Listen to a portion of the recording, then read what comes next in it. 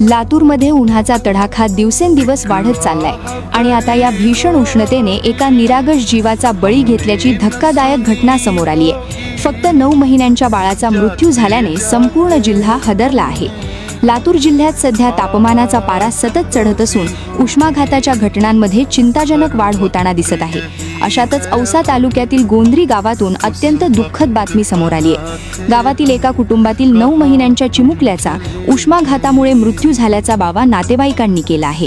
मिळालेल्या माहितीनुसार कुटुंब एका लग्न समारंभातून घरी परतल्यानंतर अचानक बाळाची प्रकृती बिघडली।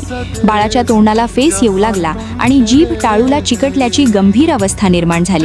घाबरलेल्या कुटुंबियांनी तातडीने बाळाला लातूरमधील खासगी रुग्णालयात दाखल केले, मात्र तपासणीनंतर डॉक्टरांनी बाळाला मृत घोषित केले। या घटनेने कुटुंबावर दुःखाचा डोंगर कोसळला आहे। दरम्यान जिल्ह्यात उष्णतेमुळे मृत्यू झालेल्यांचा आकडा आता 2 वर पोहोचल्याची माहिती समोर येत आहे।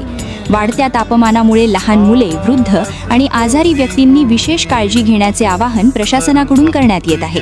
दुपारच्या उन्हात बाहेर पडणे टाळा, भरपूर पाणी प्या आणि लहान मुलांना सुरक्षित ठेवा, कारण उष्णतेचा हा कहर अजूनही कायम आहे।